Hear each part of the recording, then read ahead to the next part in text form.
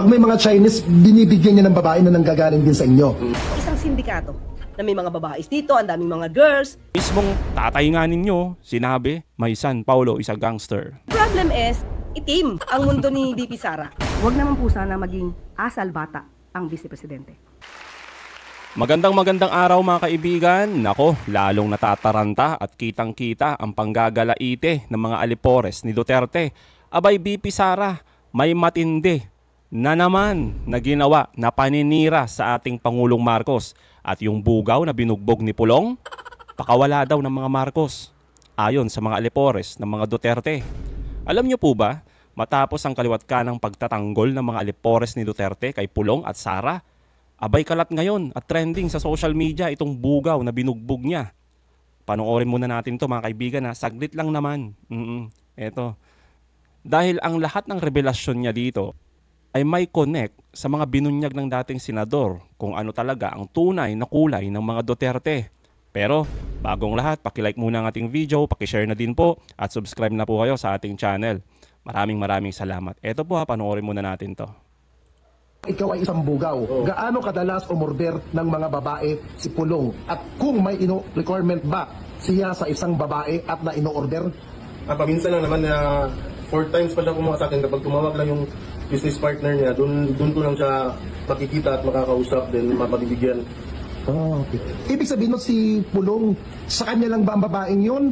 Or meron pa siyang pinagbibigyan na iba o pang regalo? That time, sa kanya isa, then the rest sa bodyguard niya. Pero yung mga, sa iba-iba, yung iba, I mean yung ibang scene namin, mga kaibigan lang yan, mga Chinese, gano'n. Ibig sabihin boss, pag may mga Chinese, binibigyan niya ng babae na nanggagaling din sa inyo?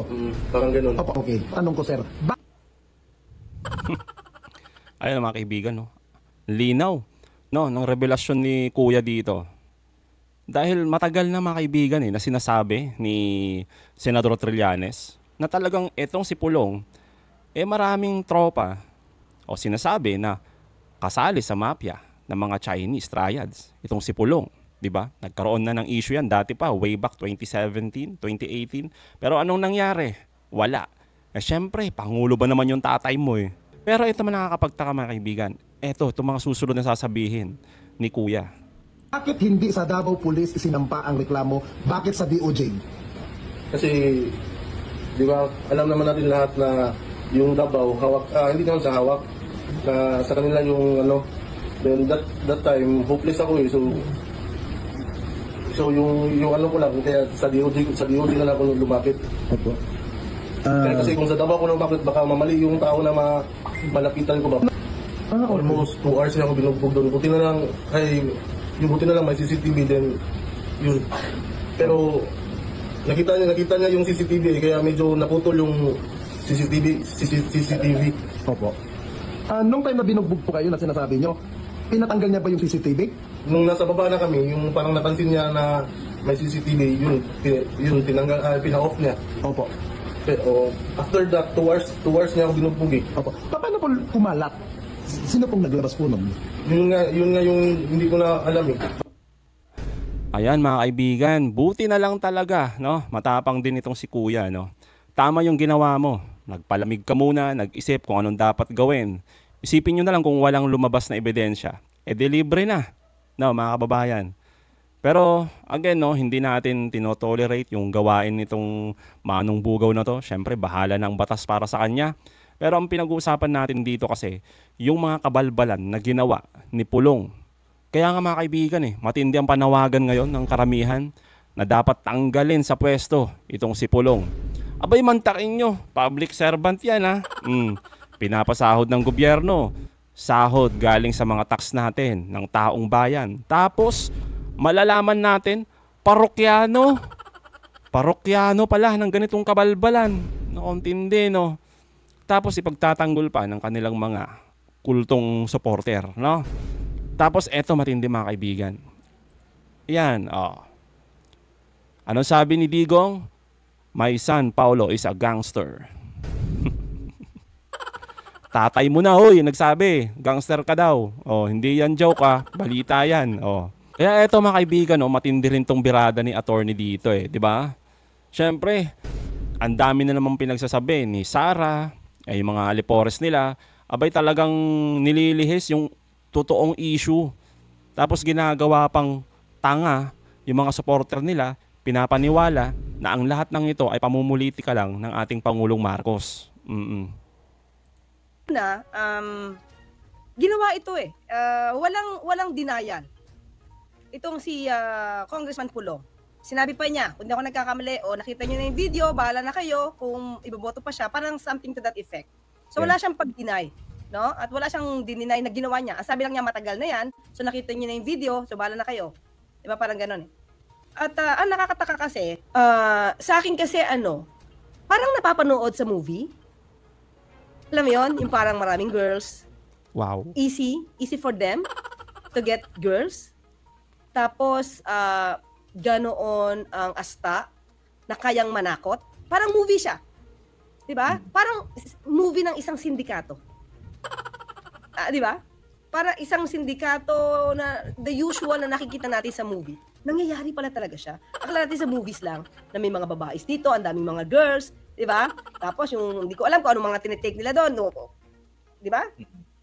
Tapos nagalit. Tapos gano'n ang akma. So parang it's just like a movie.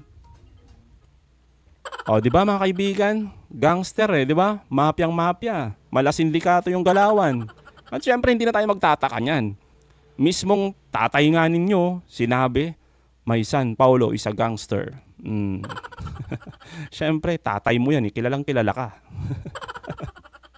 Ay, galawang mafya, Nagsalita si VP Sara nang hindi pa niya kinakausap yung kapatid niya patungkol dyan. Sa ditong video na lumabas kay Pulong Duterte, kay Congressman. So, nakakataka lang, bakit lahat ng ginagawa nila, wala na siyang ibang masabi, kundi pamumulitika? Parang hindi na siya gumagamit ng ibang rason. Parang hindi niya na inaaral yung mga sitwasyon. Basta automatic sa kanya, yan, laban sa amin, pamumulitika. Yan, laban sa amin, pag-kidnap, pamumulitika. Kasi malakas ako. Sa darating na 2028 na election, malakas ako, kaya namumulitika. So saan niya ba kinukuha yun? At hindi na siya makapagrason ng maayos. At hindi niya sagutin ng diretso yung mga issues. Unang-una, siguro, ito lang tingin ko, it's either wala talaga siya masagot, or pangalawa, hindi niya alam yung facts. Di na lang sabihin ni attorney, talagang walang alam yung busy natin, kundi manira lang eh. Dapat ganun na agad. At makasagot lang siya at makapanira or makatira sa administrasyon, sasabihin niya pamumulitika. Just imagine, sabihin niya na wala siya nakikitang anumang nagawa ng gobyerno o let's say, si Pangulong Marcos Jr. Siguro naman, kahit naman hindi maka-PBBM, makikita naman sa news kung ano na yung mga nagawa. Lalo-lalo na kung tututok sa mga programa na pinapalabas sa PTV4, RTVM. The problem is, siguro nga, itim ang mundo ni VP Sara. Ayun. Kaya wala siya nakikita maganda sa ano man nangyayari sa gobyerno. And nakakalungkot yun. Parte siya ng gobyerno, Totoo. pero hindi siya nakikiisa, hindi siya tumutulong, wala siyang nagagawa. Remember VP Lenny, di naman sila magkasundo ni dati Pangulong Duterte. Ba't nakakatapagtrabaho? Maraming salamat, Attorney Claire. Well, syempre hindi na natin kailangan pang pagkumparahin yung dalawa. VP Lenny tapos VP Sara. Tako. Malayong-malayo talaga. Di po ba? Pagkumparahin nyo yung dalawang yan, mapapahiya lang yung mga yung mga kulto dyan. Alam nyo mga kaibigan, tama yung mga mga panawagan ng karamihan ng mga kababayan natin ngayon na pagbalik ng session ng ng House of Representative, ng Kamara. Abay pag-usapan na itong kabalbalan ni Pulong. Ayun, ang tindi ng panawagan ngayon, tanggalin sa pwesto ito. Kasi nakakahiya naman talaga mga kaibigan. Sabi ko nga, mantakin ninyo, pinapasahod natin sa mga tax natin. Tapos, parokyano, di ba? Parokyano ng mga prosti, antindi. Again mga kaibigan hindi natin tinotolerate o sinusuportahan yung kuyang bugaw. May kasalanan ka din.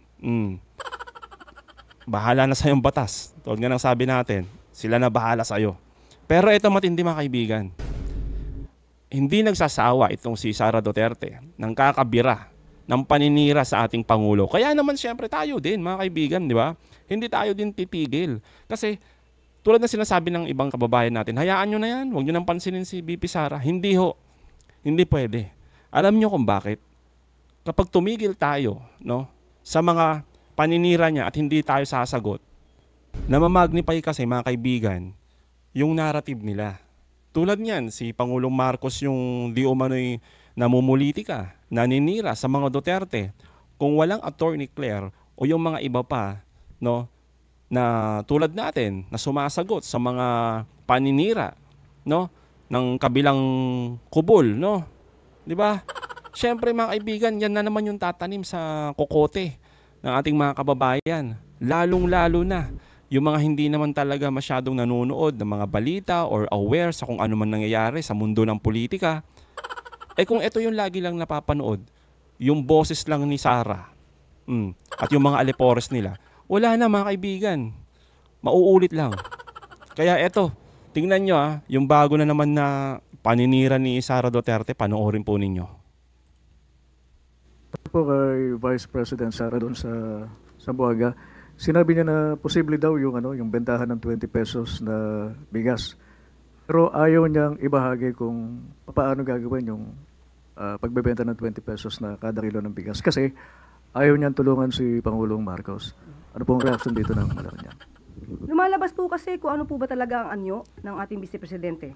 Lumalabas ng tunay na kulay ng Vice Presidente bilang isang public servant. Kulay itim. Sa pag-amin niya, dito po ang kanyang sinabi, na imposible talaga ang 20 pesos na bigas, pero pwede siya. Hindi ko lang i-share sa inyo kasi ayaw kong tulungan si PBBM. Yan po ang tugon ni Vice Presidente ng Vice President. Yung galawang ganyan, parang baliw no? Mga kaibigan, nang-aasar. Pag ganyan yung ugali, sinasabihan natin na parang ang baliw. Di ba? Totoo naman hindi po ba? Sa pag-amin niya pong ito, na hindi niya i-share kung ano man ang kanyang kaalaman, kung mayroon man talagang kaalaman. Dahil nga sa ayaw niyang pagtulong sa ating Pangulo. Ito ay nagpapakita ng isang makasarili.